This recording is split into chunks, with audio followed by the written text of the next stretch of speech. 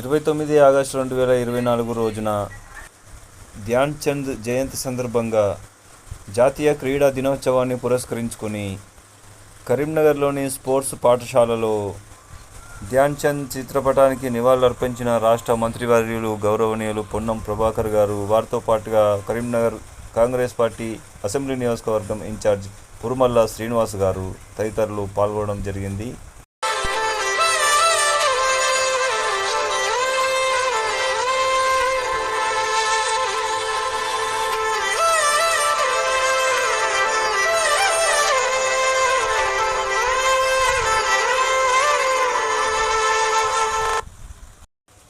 మీరు చూస్తున్నది TD news KNR.